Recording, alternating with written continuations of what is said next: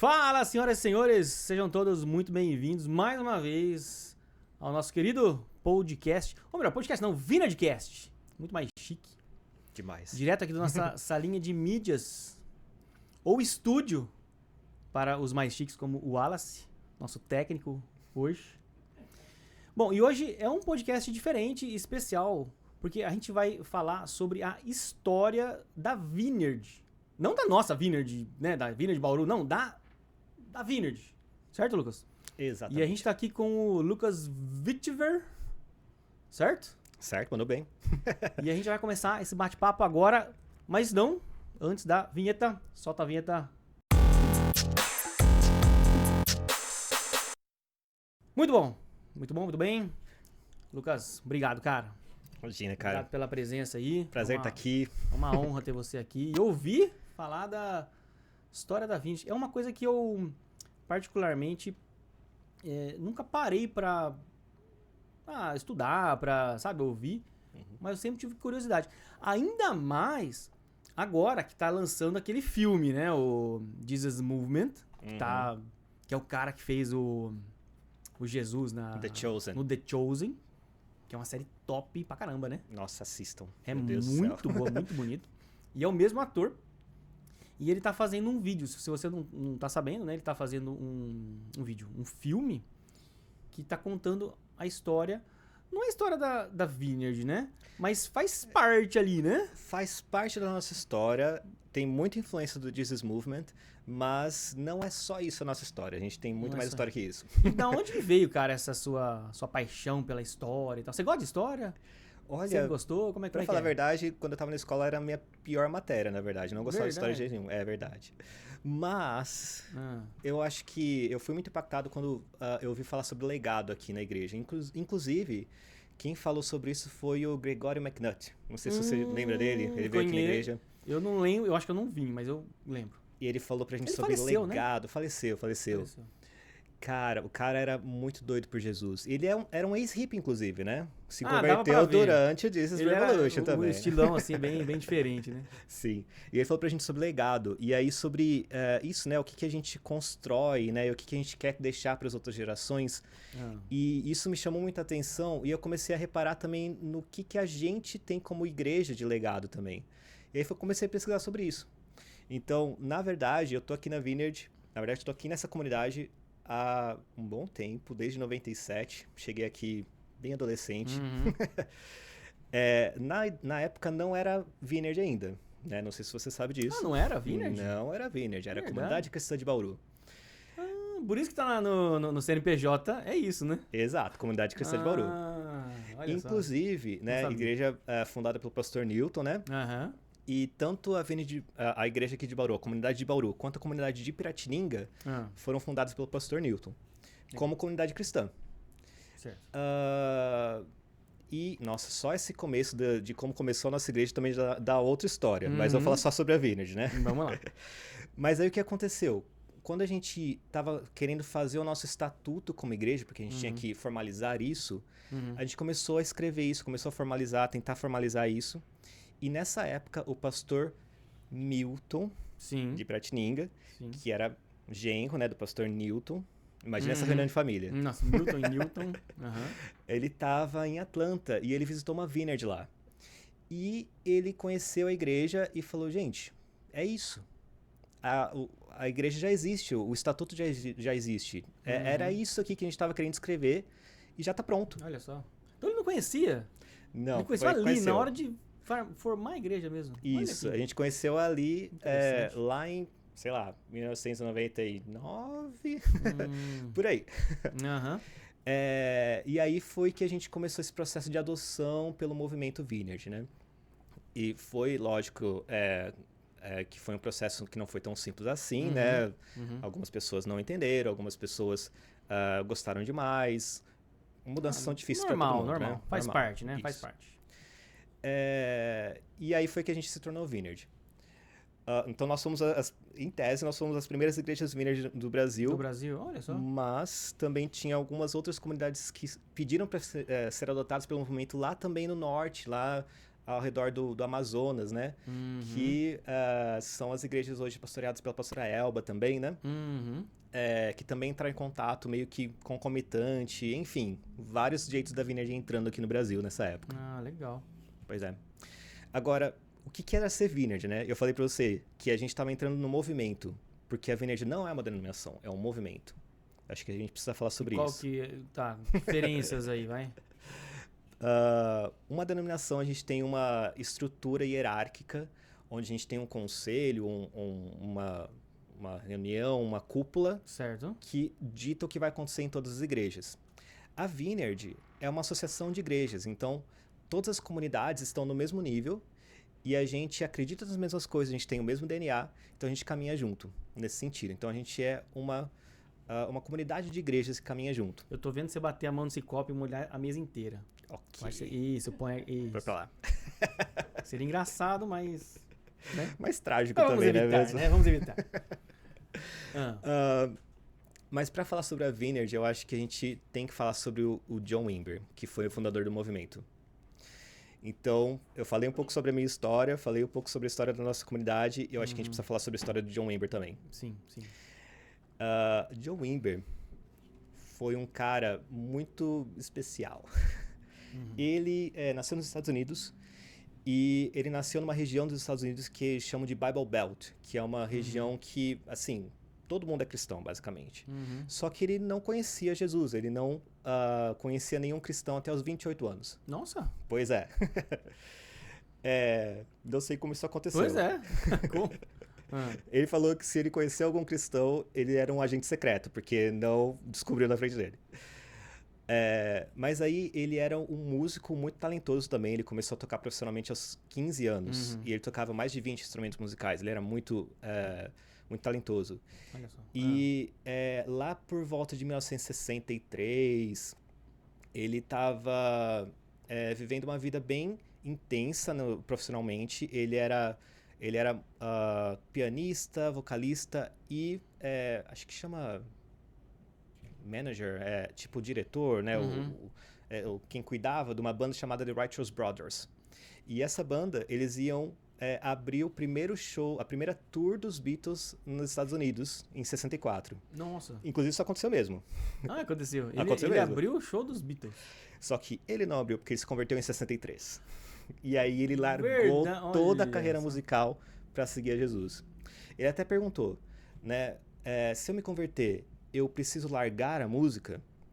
E aí o discipulador dele falou, olha, você não sei se você vai precisar largar a música, mas você precisa estar disposto a isso.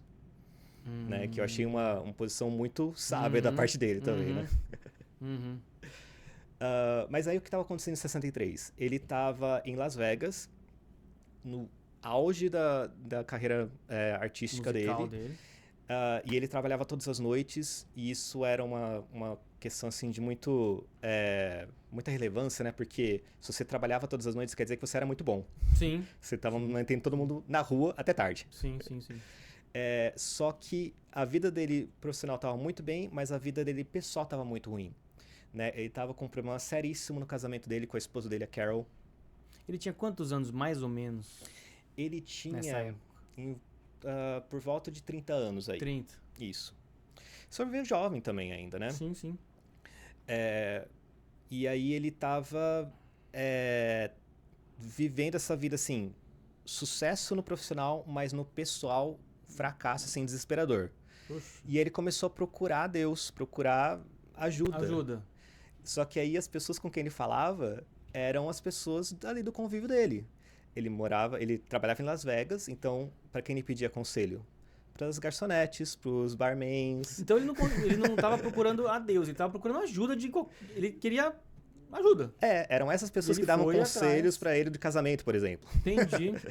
Entendi. E aí uma pessoa falou para ele que uma coisa espiritual que ele podia fazer era assistir o pôr do sol, o nascer do sol no deserto. Né? Las Vegas tem ali o deserto perto. E era uma coisa espiritual? Uma coisa espiritual. Tá. Ok. Ele fez isso várias vezes, não aconteceu nada. Não deu muito certo, né? Não teve resultados, né? Okay. Não é surpresa, né, que não deu certo. Mas uma vez ele estava, assim, extremamente desesperado. E ele tava indo, assim, pra ver esse nascer do sol. Isso, assim, depois do turno dele, né? Porque ele fazia o turno dele e aí depois ele ia ver o nascer do sol no deserto. E ele tava indo pro deserto ver o nascer do sol e ele começou a sentir muita angústia. Ele parou o carro, saiu e, tipo, gritou pra cima: socorro, se tem alguém aí, me ajuda. E aí ele se sentiu muito bobo, porque ele não acreditava em Deus, assim. Ele não sabia o que era, né, Deus, ou... Ele não tinha nenhum conhecimento de religião, nada. E aí ele se sentiu tão bobo que ele falou: não, agora eu preciso me internar no hospício. Vou voltar pro hotel, arrumar minha mala e me internar. Nossa, incrível. Caramba. Era essa situação que ele tava. Ele voltou e quando ele chega no hotel dele, o recepcionista fala: olha, sua mulher te ligou. Não, mas minha mulher não me liga faz muito tempo. Ela não pode ter me ligado. A gente tá se separando. Ela não quer falar comigo nem de jeito nenhum. E o cara falou: não, liga pra ela, tal.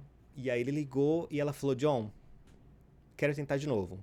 Você vem buscar a gente, né? Ela e as crianças. Ele desligou o telefone falando: cara... Aconteceu alguma coisa aí. Aconteceu alguma coisa, exato. Né? Tipo, falei que lá, agora aconteceu, né? Ele não tava sem entender, né? Tipo, é isso, Deus, é isso. Então, Deus, você existe. Então tá. Então começou a dirigir. Tá. Então ele tava em Las Vegas, ele foi dirigindo até a cidade próxima ali, que era em Los Angeles. Na verdade, região metropolitana de Los Angeles. E foi dirigindo e falando com Deus: é isso mesmo, Deus, agora você conseguiu, você pegou ela. Eu tô tentando convencer ela a melhorar faz tanto tempo e você pegou ela. Assim, chegou lá, falou: Carol, estou em contato com o sobrenatural. Ela... Quem? Porque ela não entendia nada disso também. Aí ele falou que ele tinha falado com Deus. Ela: não, isso aí é uma oração. Como assim uma oração? E aí, de repente, a esposa dele virou uma especialista no sobrenatural. Ela sabia tudo, de repente. Ela resgatou coisas da infância dela, sobre o catecismo, sobre o que era a Bíblia. Ele descobriu que tinha a Bíblia, que Deus tinha escrito um livro. Nossa, ele não sabia disso. Não sabia que tinha a Bíblia. Ele sabia que existia a Bíblia, mas não sabia que Deus tinha escrito a Bíblia. Entendi. Aí ele: não, mas Deus escreveu o livro, e aí a gente pode comprar esse livro? Sim, você pode comprar esse livro em qualquer loja e tal. não, eu nunca vi vendendo em nenhuma loja. Então você não foi na loja certa, então, porque existe livro para vender. Ele foi buscar esse livro, né, a Bíblia. Na verdade, ele pegou a Karen e as crianças, voltou para Las Vegas, deixou eles num apartamento alugado e saiu em busca de uma Bíblia que ele nunca tinha lido. Ele saiu caçando a caça de uma Bíblia. Ele encontrou... eventualmente, ele encontrou um Novo Testamento e a pessoa explicou pra ele: isso aí não é uma Bíblia, é meia Bíblia. E ele: mas meia Bíblia? Você vende pela metade do preço? Como funciona? Totalmente perdido. E ele começou a ler aquilo, e aí ele lia assim, depois do expediente dele, no barzinho, enquanto ele tava esperando pra tentando entender, assim, tentar criar algum sentido pra isso. Ele tava tentando entender. Fome, desesperado de fome. E aí ele, lendo lá, uma pessoa chegou e falou: isso aí não é Bíblia não. Eu sabia que não era. Como que é a Bíblia? Não, a Bíblia tem uma capa escrito... Bíblia Sagrada e tal. Eu sabia disso, eu sabia que a mulher me vendeu um livro errado e tal. Não, então vai lá na loja e pede uma Bíblia Sagrada pra pessoa e tal. Enfim, foi uma epopeia pra ele conseguir uma Bíblia. Mas isso é uma coisa bem interessante, porque ele começou a ler a Bíblia de uma maneira bem sem filtros, né? Lógico que tem muita coisa muito difícil de entender na Bíblia. Sim. Por exemplo, ele lendo a Bíblia, ele entendeu que Deus era judeu, né? Tipo, que o Deus dos judeus era Deus, né? E foi uma surpresa para ele também. Mas, ao mesmo tempo, ele lia a Bíblia sem filtros, né? Então, quando ele lia lá, depois de um tempo, né, de ler e entender, que ele começou a ver que o evangelho era: vá, pregue o evangelho, cure os enfermos, expulse demônios, ressuscite os mortos. Ele falou: não, beleza, isso aqui é a descrição do meu trabalho, é isso que eu vou fazer então. Beleza, se tá lá escrito que eu tenho que fazer isso, então vamos fazer. Exato. Simples assim, né? Simples assim, sem pregas, entendeu? Então ele tinha um jeito bem fresco, assim, de ler a Bíblia também. Isso é bem legal também do John. Nosso amigo John. Enfim, ele começou a ler a Bíblia e aí um amigo dele, por uma cristocidência, né? Um amigo dele apareceu na porta dele e falou: John, me converti. Como assim se converteu? Não, agora eu sou cristão. Ué, mas todo mundo que nasceu nos Estados Unidos não é cristão? Ele não entendia vários conceitos assim. Não, eu sou um cristão nascido de novo. Mas como nascido de novo? Como que eu posso... eu tenho que entrar no útero da minha mãe para nascer de novo? Super bíblica essa conversa também, sim, né? Sim. E aí esse amigo dele começou a ensinar ele um pouco e levou ele para um estudo bíblico, onde ele pôde aprender, né? Ser discipulado. A entender mesmo o que ele estava lendo, né? Exato. Cara, as histórias que o John conta são muito legais. Ele tem um testemunho pessoal dele disponível no YouTube. E é um vídeo que vale a pena assistir, cara. Tá legendado, então é acessível para todo mundo. E ele é muito engraçado, ele fala de um jeito bem tranquilo, né? E ele tem uma estampa bem interessante, né? Então é um cara, vamos dizer, um cara um pouquinho mais... Assim, ó, ô Wallace, depois você passa pro Wallace depois o link, que aí ele você coloca na descrição esse vídeo, tá? Então você que está assistindo, está aqui já, porque o Wallace já colocou, vai lá, hein? Se o pessoal entrar lá e não tiver, eu vou falar, ó, culpa dele, ó. Responsa, hein, Wallace? Responsa. Isso, é culpa do Wallace, exatamente. Então vai. Primeira vez que o John vai numa igreja, esse grupo de estudo bíblico que ele começou a frequentar, eles eram de uma igreja Quaker, né?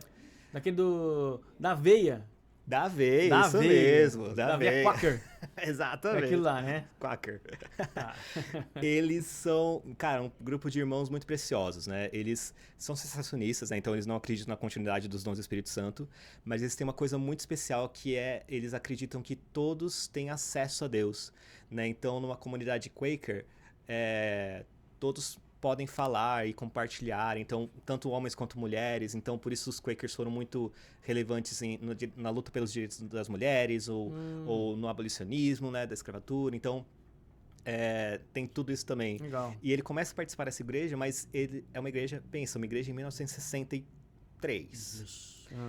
Todo mundo de terno, né? Um negócio super formal, na verdade. E ele músico louco. E ele músico, chegando eu não sei, né? Porque ele não falou isso, mas imagino que chegou na igreja, né, no estilo dele, porque ele tem todo um estilo próprio, com camisetas havaianas e tudo mais. Tá. Mas chegou lá com cigarrão, né, fumando, porque... Normal, né? Normal, no meio dele. Não, ele fumava muito, ele bebia muito, ele tava numa situação de saúde física também bem difícil também, nessa época que ele se converteu, né? Era fundo do poço mesmo, né? Sim, sim. E aí ele até ficou preocupado, porque, como não tem um cinzeiro pra eu apagar meu cigarro aqui antes de entrar no prédio? Que absurdo esse lugar, que falta de educação. Aí ele contando que... Aí ele entregou a filha dele pra alguém, ele não sabia se essa criança ia voltar ou não, porque nunca tinha visto isso. Aí ele senta lá e aí rola uma música, e é uma música sofrível, porque o cara é músico profissional, né? E ele fica... Cara, o que tá acontecendo? Essas pessoas não deviam estar cantando desse jeito. E aí o cara começa a falar, e aí ele abre o dia falando, bom dia. E ele pensa, nossa, um jeito legal de começar, né? Um discurso e tal. E em seguida ele fala, oremos, nosso Pai... E muda a voz, né? Imposta a voz. Imposta a voz. E ele vira para o amigo dele e fala, o que tá acontecendo? Por que ele mudou a voz? Então, uma experiência única também. Né? Se a gente for pensar, né? Ser cristão é um negócio bem interessante também. Né? É verdade, a gente tá acostumado, né? Mas talvez até por isso, né, que a gente tenha um estilo tão despojado como Igreja Vineyard também, né? A gente vai à igreja com roupas normais, né? Isso é alguma coisa que vinha lá da Vineyard também. A gente tem essa questão do naturalmente sobrenatural, a gente quer falar sobre isso também. Mas enfim. Ele começa a participar dessa igreja. Ele faz parte do estudo bíblico, ele chega até a pastorear essa igreja. Num dado momento... Ele pastoreou a igreja dos Quakers lá? Sim, John Wimber, pastor Quaker. Puxa, legal. Você não sabia dessa? Não sabia. E aí ele chega no momento que ele fala, cara, eu estou... Mas ele mudou o estilo dele pra continuar a pastorear ou ele vestiu então, roupinha... Ou o que aconteceu? Ele era uma ovelhinha diferente naquela igreja. Sempre foi ali, né? Sempre foi. Então, era uma reunião dos pastores e tal, mas ele aparecia lá com a camisa dele e com um chinelão. Do jeitão dele lá. Então, ele tem esse jeito mesmo, despojado, né? E quando ele começou a frequentar o estudo bíblico e tudo, ele até teve alguns contatos com dons do Espírito Santo também, né? Por exemplo, ele estava orando sobre esse líder dele que ia ter que sair da cidade, ia ter que mudar de cidade, e o grupo de estudo bíblico ia ter que ficar sobre a liderança dele, do John. Isso lá no começo da conversão dele, né? Mais no começo. E aí ele começou a orar e conversando com Deus, falando sobre, nossa, como vai ser isso, Deus? E aí, num certo momento, ele percebeu que ele não estava entendendo o que ele estava falando, porque ele estava orando em línguas. E aí ele mostrou para a esposa dele e tudo, e esse foi o primeiro contato dele com o dom de línguas. Um pouco depois disso, um dos filhos dele, acho que foi o Sean, eles moravam ali numa região de Yorba Linda, que é onde tem essa comunidade, né, dos Quakers ali, essa igreja. É uma região mais rural, assim, na época, pelo menos. E aí o filho dele, ele meio que escapuliu, né? Conseguiu sair ali de casa. Criança nova, 4 anos de idade. Nossa. Foi até o vizinho e mexeu no apiário. Meu Deus. Eles descobriram quando a criança chegou correndo e com as abelhas em volta. De abelha. Exato. Meu Deus. Milhares de ferroadas, e eles tirando as abelhas e tal, e a esposa dele desesperada, e falou, John, ora em línguas e tal, e ele começou a orar em línguas ali, e aí eles perceberam que o filho começou a melhorar, né, o inchaço, né, das picadas começou a diminuir, e o menino dormiu. E aí ele ficou tão bem que de noite ele estourou no culto. Nossa. Pois é. Então esses foram os primeiros contatos ali dele com os dons do Espírito, mas a igreja Quaker não acreditava muito no mover do Espírito Santo, né? Enfim, em certo momento ali, quando ele estava pastoreando a igreja, ele percebeu que ele estava fazendo isso mais como... ele era muito bom nisso. Ele trazia muita gente para Jesus. Ele dobrou o número da congregação ali, virou a maior denominação ali, mas ele ficou cansado disso. Ele sentiu que ele não estava fazendo o que ele devia fazer. Então ele pediu para se ausentar dali e começou a ensinar num instituto ali, o Instituto Fuller, que era ali também na região de Los Angeles. Uma aula sobre crescimento de igreja. Isso é interessante porque nessa aula ele começou a estudar também sobre por que as igrejas cresciam. Ele começou a perceber que várias igrejas cresciam muito quando tinha manifestação dos dons do Espírito Santo. E é de lá também que ele começou a entrar em contato com coisas como a teologia do reino de George Ladd, que fala sobre o reino já e ainda não. Que é uma super teologia Vineyard. A gente até acha que a gente que inventou isso, mas na verdade vem de George Ladd. Que ele fala, né, que o reino de Deus já chegou, mas ainda não completamente. Então, quando a gente vê a pessoa sendo curada, é o reino já. Mas quando a gente ora pela pessoa e ela não é curada, é o reino ainda não. E assim, é um super base nossa e veio dessa época aí. Outra coisa que veio dessa época, ele desenvolveu o modelo de 5 passos de oração por cura, né? Que a gente ensina também, que a gente pergunta para a pessoa, né, sobre o que a gente pode orar. A gente faz o diagnóstico, a gente faz a oração, a gente dá direção para a pessoa sobre o que ela deve fazer depois disso. Enfim, o modelo de 5 passos de oração por cura também vem dessa época. Então é uma época muito rica e esse curso começou a ficar bastante famoso porque as pessoas começaram a ir nesse curso para fazer as clínicas. Ele ministrava o curso e depois eles oravam por cura. Pra, praticar. E as pessoas eram curadas. Então, esse curso começou a ficar bem famoso também.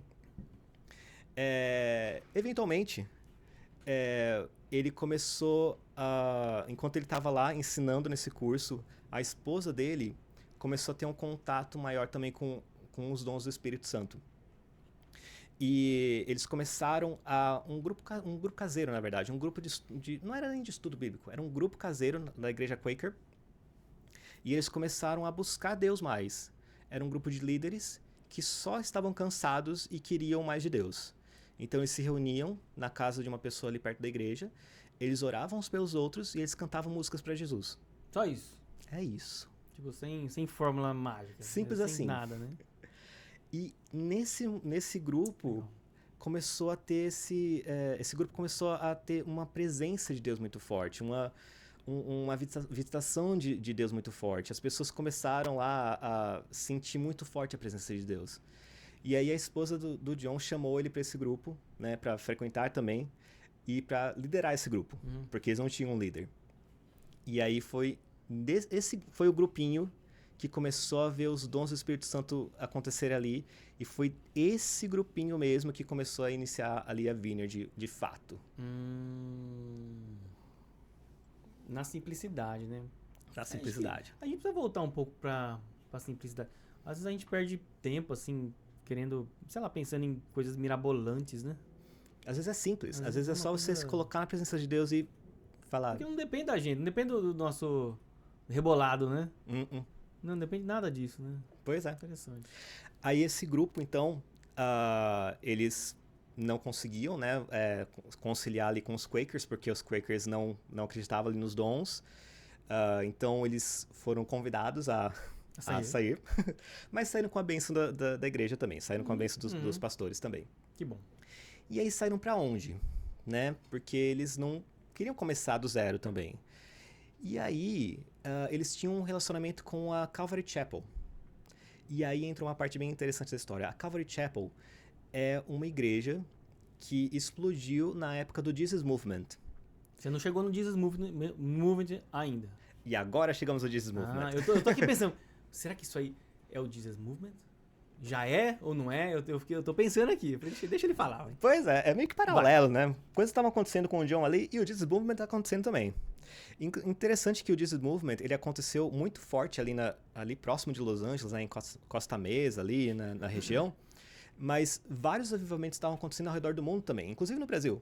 Várias coisas acontecendo e parecia que não tinha uma ligação a não ser o Espírito Santo, né? Porque não chegou aí uma pessoa de um lugar para o outro, mas houve um despertar ali naquela época, final dos anos 70. Final dos anos 70, a gente tem ali um cenário com os hippies, que estão contra o sistema materialista ali da sociedade e estão buscando desesperadamente por um sentido na vida. Essa que é a real. Os hippies buscavam experimentar um sentido na vida. E, nesse cenário, a gente encontra um rapaz muito especial que foi o Lonnie Frisbee. Lonnie Frisbee foi um hippie. Que se converteu lá numa comunidade, se eu não me engano, numa comunidade hippie lá em São Francisco. E ele foi descendo até Los Angeles. E em Los Angeles ele encontra um cara que estava pastoreando uma igreja que estava às mínguas, o cara assim, com um ministério assim, fracassado, pensando em se aposentar, que chamava Chuck Smith. Esse pastor, Chuck Smith, ele estava com essa comunidade e ele não entendia os hippies. Ele não entendia os hippies. E aí ele conhece o Lonnie e o Lonnie começa a falar com ele sobre isso, sobre amar as pessoas, sobre amar os hippies. Porque se ele não amar os hippies, quem é que vai amar? E ele era um hippie nessa... Tipo, ele mudou o estilo dele, ele continuou... Não. Lonnie Frisbee era hippie. Ele era hippie mesmo, acabou. Hippie mesmo. Não, ele era muito doido, cara. Ele se converteu... Assim, tem várias polêmicas sobre ele também, mas esse não é o tópico aqui. Mas ele se converteu meio que lendo a Bíblia numa viagem de LSD, assim. Nossa. Muito doido. E ele lia e ia em algumas igrejas e entendia algumas coisas. Então, por exemplo, ele leu sobre o manto de Elias. Então, que tinha poder naquilo. E aí ele foi numa igreja... e aí ele viu que as pessoas caíram no Espírito Santo e cobriram aquelas pessoas com uma cobertinha. Ele achou que era um manto. Só que ele não gostava daquela cobertinha. Então ele pegou e comprou uma coberta para ele, pintou o rosto de Jesus. E aí sempre que ele vinha alguém no mover do Espírito Santo, ele pegava a cobertinha e colocava por cima. Olha só. Aí, ou então ele leu que também tinha um óleo de unção e tal, e aí então ele comprou um óleo lá de azeite da Terra Santa, colocou lá uma canela, umas plantinhas por dentro, deixou curtir, e mesma coisa, quando ele via alguém no Espírito Santo, jogava por cima e cobria a pessoa. Então, o cara, ele precisava de um pouco de ensino ainda nessa época, né? Mas é inegável que o cara era um pregador nato. Ele pregava para os hippies e centenas de hippies se converteram nessa época. Nossa. A gente tem fotos, né, de ele, através ali do relacionamento dele com o Chuck, e que era uma Calvary Chapel ali, a igreja do Chuck era a Calvary Chapel, eles começaram a pregar ali para os hippies e as pessoas iam para a igreja e era um problema pro pessoal da igreja também, porque a gente tem uma visão dos hippies, eu não sei, a visão que eu tinha dos hippies era uma visão meio do Salsicha do Scooby-Doo, sabe? Um cara de boa, tal, mas assim, não faz mal pra ninguém. Sim. Só que é diferente a realidade, né? Você pensa no cara que fugiu de casa, mora na rua. Mora na rua. Banho é um luxo. Sapato mais ainda. Vive do que a natureza dá, às vezes. Da arte dele. Né? É diferente a gente pensar no real ali também, né? Então, a igreja ali do Chuck teve um pouco de problema de aceitar essas pessoas com quem o Lonnie tava falando, porque chegavam na igreja e, sei lá, iam sujar o carpete deles.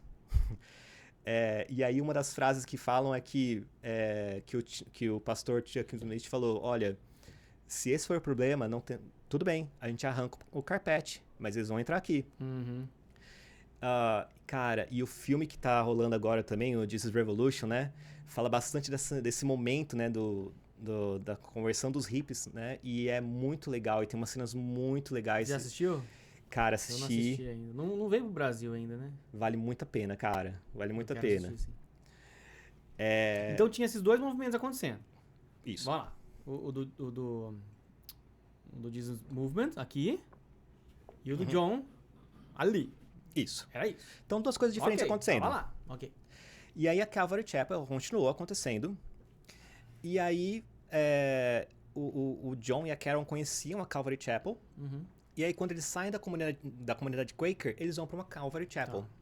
Na verdade, eles fundam a Calvary Chapel de Yorba Linda, que é o bairro ali que eles moravam, né? E essas igrejas existem ainda, né?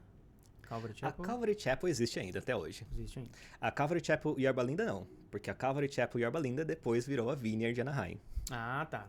Então vai ser beleza. Mas eu vou chegar lá também. Então vai. Mas o que aconteceu também? A Calvary Chapel, eles não são cessacionistas, né? Eles acreditam no mover do Espírito Santo também, só que eles não dão a ênfase que a Vineyard dá para os dons. Então, isso que foi também... Até o filme mostra um pouco disso, né? Do embate que foi um pouco do Chuck com o Lonnie Frisbee, de que o Chuck, eles são muito bíblicos também, eles querem muito pregar a Bíblia, e tem espaço para os dons, mas o espaço dos dons é bem segundo plano, é no culto B, assim. E o John, ele foi para Calvary justamente para ele experimentar com os dons. Né? Aquela comunidade ali estava vivendo esse especial de dons do Espírito Santo ali, eles queriam experimentar com os dons, e por isso eles foram para Calvary. Eventualmente, isso também acaba sendo um problema ali com alguns pastores da Calvary, não com o Chuck Smith, o líder do movimento. Com o Chuck, estava tudo bem. Mas com alguns pastores da Calvary, isso acaba sendo um problema. Inclusive, detalhe aqui também, a Calvary também é um movimento, não é uma denominação. De novo, isso significa que várias igrejas podem participar e às vezes as igrejas são diferentes entre si. Por exemplo, tinha uma igreja, tinha algumas igrejas dentro da Calvary, do movimento Calvary, que se chamavam Vineyard, que foram fundadas por Ken e John Gullickson. Eles que fundaram a Vineyard, não como... Eles eram membros da Calvary, mas eles achavam que Deus queria fazer alguma coisa um pouquinho diferente da Calvary, em relação talvez até aos dons do Espírito Santo. E eles começaram grupos caseiros, inclusive eles começaram com vários músicos, ali na região de Los Angeles também. Então eles tinham uma herança muito musical também na Vineyard, desde o começo. E de novo, grupos caseiros, né? Algo que tem que ter na Vineyard é grupos caseiros. Muito importante. Muito importante. Porque é a base da igreja, na verdade, sim, né? Sim, é muito ali que importante. acontece. E aí, esses grupos caseiros acabaram virando as vineyards. E aí, havia uma comunidade de igrejas vineyards. E aí, em certo momento, né, o pessoal da Calvary sugere ao John e à comunidade ali da Calvary Chapel de Yorba Linda que se tornem vineyard. Esse foi o movimento. Quando o John vira vineyard, né, quando a Calvary Chapel Yorba Linda se transforma na vineyard, e aí já é vineyard Anaheim, rapidamente o John também acaba assumindo o movimento vineyard. E aí, aos poucos, há uma emancipação então do movimento vineyard, do movimento da Calvary Chapel. Mas até hoje, o movimento da Calvary Chapel ainda existe. Legal. Basicamente, daí vem a vineyard. Uau. Eu acho que a gente pode falar sobre algumas coisas sobre a vineyard também, sabe? Então, por exemplo, o que a gente tem de herança aí, né? A gente tinha uma igreja que nasceu com grupos caseiros. Então, grupos caseiros é alguma coisa que a gente tem que ter na vineyard. É verdade. A gente tem uma igreja que tinha uma herança musical muito relevante também. E, inclusive, o estilo de adoração da vineyard influenciou e influencia ainda incontáveis igrejas ao redor do mundo, porque é aquele estilo simples de cantar. Então existe um estilo que até se assemelha a uma música pop, porque o John veio daí. Né? Então tem uma parte A, um refrão e uma parte B. E você escuta uma vez e você consegue cantar na segunda vez. Esse é o estilo vineyard. Né? Simples. Músicas fáceis de tocar. Né? Então tem essa herança aí também. A gente na vineyard a gente tem um zelo pelos dons, mas a gente também tem um zelo muito forte pela palavra. Então, como eu falei para você, o John era pastor Quaker. Ele fez seminário. Depois ele foi professor no Instituto Fuller. Ele tem uma bagagem aí. Então, na Vineyard, a gente quer ser um meio radical. O que é isso, um meio radical? A gente quer o conhecimento e a profundidade dos evangélicos tradicionais, mas a gente quer o poder e o mover e a espontaneidade dos pentecostais. Então a gente é um meio radical, a gente quer os dois. Ao mesmo tempo também... Não chega a ser, não é aquele negócio, nós somos um equilíbrio. Não é um equilíbrio, né? É tudo aqui e aqui também. Tipo, é isso aqui, ó. É os tudo. dois, a gente né? quer tudo. É tudo, né? A gente quer tudo. Não é equilíbrio. A gente tem algumas coisas também que a gente carrega também com a gente, que é de relacionamento com outras igrejas. A gente acredita que a gente não é a única comunidade de Deus na Terra, né? A gente não é a única igreja. Então, a gente faz parte da igreja, né? A gente tem esse ditado, né, de que na Vineyard, se o reino de Deus é uma sopa e a gente está fazendo parte dessa sopa, a gente provavelmente não é a carne que todo mundo gosta. Talvez a gente seja um vegetal lá, talvez o aipo, né? Um vegetal que nem todo mundo gosta. Mas a gente está fazendo parte do que Deus está fazendo. Isso é uma coisa que quando eu cheguei na Vineyard, já faz uns 10 anos, me chamou a atenção mesmo, sabe? Porque eu vim de uma linha mais tradicional, mais fechada. Então, né, a gente ficava tinha aquela questão, sei lá, territorial, podemos falar assim. E quando eu cheguei na Vineyard, deu a impressão que eu tive é que a gente dá uma levantada na cabeça, assim, sabe? Sabe quando você levanta a cabeça e fala... Tipo, não estamos sozinhos no universo. Não estamos... Eu falo isso pra Camila às vezes. Quão gigantesca é a igreja. É o corpo de Cristo. Quão gigantesco é esse corpo. E ele está se movimentando. Sabe? Então, às vezes, a gente se fecha em algumas linhas, denominações e tal. Mas assim, o reino ele é gigantesco e ele está se movendo de diversas formas possíveis. Isso foi uma das coisas que mais me chocou, impactou, sabe? É isso, cara. A gente faz parte do corpo. A gente não é o corpo, a gente faz parte do corpo. Então a gente quer ter relacionamento com outras comunidades também, com outras igrejas, né? A gente tem uma história muito, muito bonita com a igreja anglicana, por exemplo, lá do Reino Unido, que o John levou uma equipe para lá e começou um avivamento lá com isso também, com a gente visitando, né? Enfim, eu acho que várias coisas aí a gente pode falar sobre a nossa herança. Mas eu acho que assim, o momento que mudou a chave mesmo na Vineyard foi no Dia das Mães de 1980. Então a Vineyard Anaheim já existia, que era a igreja do John. Tá.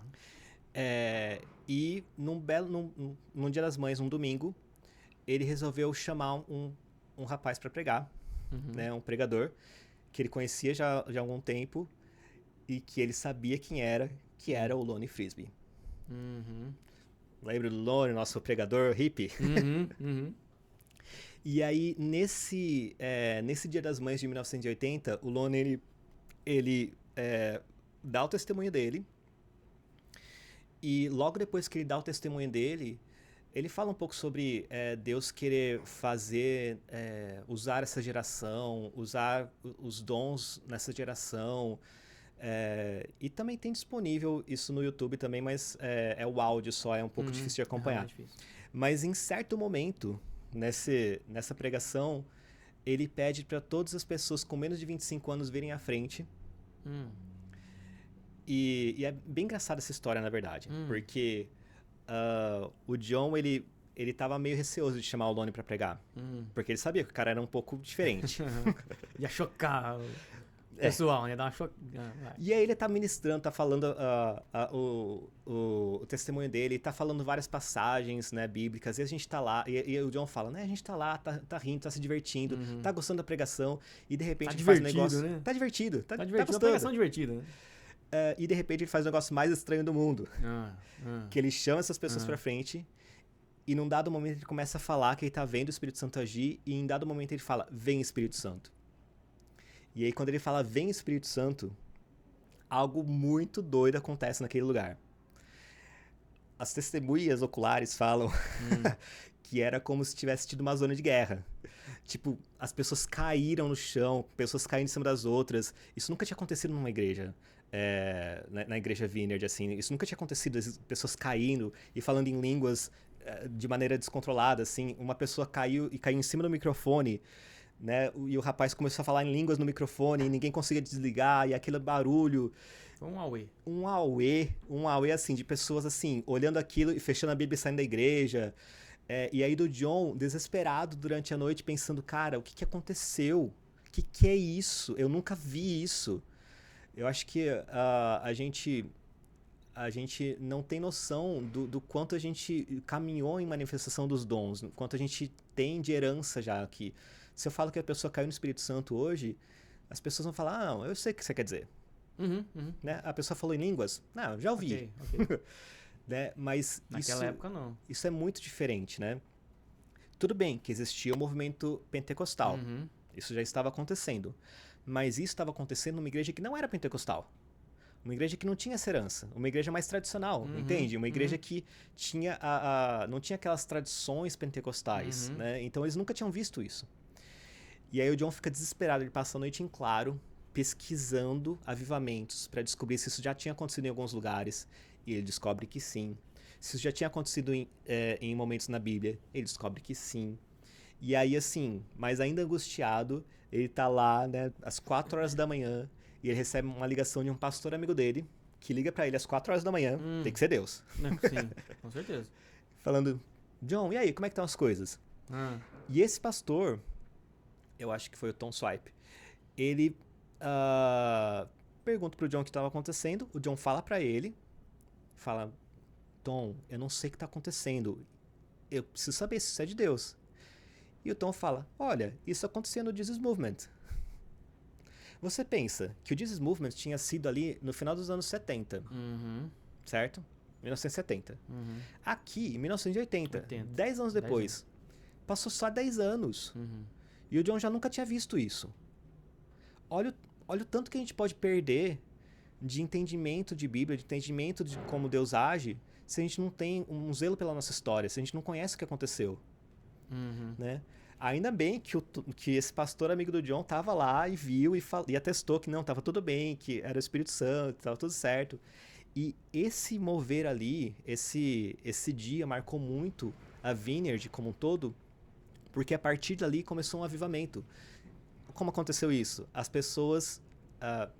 quando o Lone Frisbee falou para as pessoas com menos de 25 anos virem à frente, era praticamente a igreja toda, na verdade. Porque era uma igreja jovem. Tá.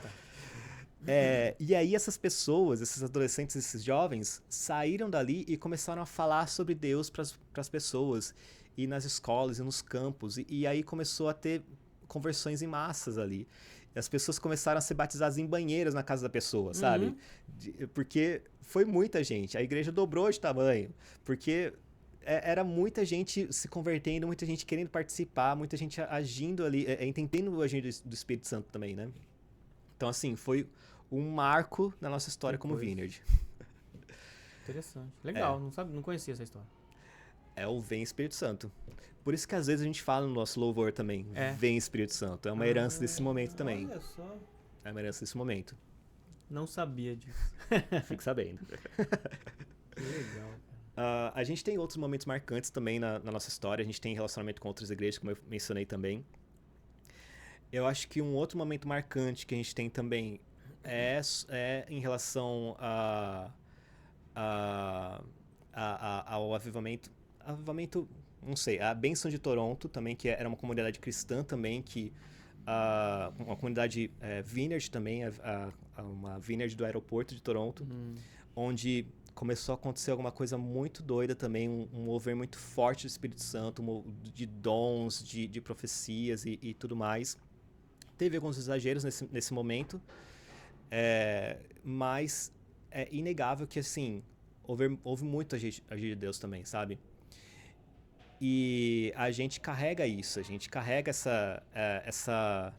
esse desejo de ver Deus agindo, né? nas nossas comunidades, na nossa igreja. A gente carrega isso, né? Enfim, essa é uma breve história da Vineyard. Nossa. Não sei se foi tão breve assim. Nossa, foi. Dá pra assistir umas 3 vezes esse podcast pra poder pegar, porque... É assim, é bastante coisa acontecendo, né? É muita coisa acontecendo. Mas muito legal. Gostei. Alguma pergunta aí, Wallace? Enquanto nenhuma. Muito bom, cara. Na verdade, Cara, várias, né? Mas... Várias. Cara, eu sou muito apaixonado por esse assunto, meu, da história da Vineyard, porque eu acho que a gente carrega um legado muito legal. Esse negócio de você... da simplicidade, né? De você ser naturalmente sobrenatural, de a gente caminhar nos dons e tá tudo bem. De a gente... nossa responsabilidade de ser orar pela pessoa. E se ela é curada ou não, tá tudo bem. Ok, também. A gente só tem que orar e amar essa pessoa. Né? A gente tem essa ideia de que a gente tem que ter uma vida integral mesmo para Deus. A gente tem que viver o cristianismo em todos os momentos. Eu sei que isso pode ser um negócio meio batido hoje Clichê, em dia, né? meio clichê. Né? Mas lá em 1970 talvez, você media a espiritualidade da pessoa pelo pelo número de estudos bíblicos que ela ia. Não pelo caráter dela ou pelo que ela vivia mesmo, né? Então, eu acho que a gente tem muitas coisas muito legais, assim, de legado, cara. Eu gosto muito desse assunto mesmo. Nossa, gostei também, gostei muito. Eu gosto muito da nossa igreja. Do movimento Vineyard. Então não é é um movimento. É um movimento. É um movimento, uma associação de igrejas. Às vezes as pessoas perguntam, Vineyard? O que é Vineyard? Uma denominação? Eu já não sabia como responder. Agora eu sei. Não, é um movimento.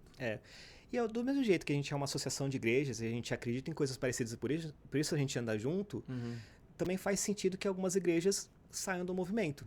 Né? Como algumas igrejas podem entrar, algumas igrejas podem ser só amigas, né? Ter relacionamento. E nós temos, né? Aqui, nossa mesmo, né? Tem... Sim. Se relaciona com muitas igrejas amigas, né? Sim. E é muito bom isso. Sim. É ótimo isso, porque a gente é parte do corpo. Né? E eu acho que, assim, cada comunidade, cada igreja tem algo especial que só ela pode oferecer para Deus, sabe? Como cada um tem uma voz que só a sua voz você pode dar para Deus, cada comunidade tem uma história e um legado que pode dar para Deus. Então, acho que isso é muito interessante também, muito... É verdade. Muito importante. Lucas, obrigado, cara. Obrigado. Valeu, Renato. Muito boa a nossa conversa, gostei muito. Foi muito interessante. Eu não sabia de nada disso, cara. Eu acho que maioria acho que não conhece, né, a história da Vineyard. Gostei demais. Se você gostou também, eu tenho certeza que você gostou, não deixa de curtir o nosso Vineyardcast. Não deixa de seguir esse canal. Isso é muito importante, porque além do Vineyardcast, aqui você também tem as aulas do Deeper, tá? Que temos aulas muito boas lá. A gente já tem algumas. Estamos preparando mais muita coisa mesmo, tá? Então, fica ligado. Compartilha esse vídeo com a galera, com todo mundo aí, com as igrejas Vineyard espalhadas pelo Brasil e pelo mundo. Deus abençoe, um beijão e até o próximo Vineyardcast. Valeu, pessoal. Valeu.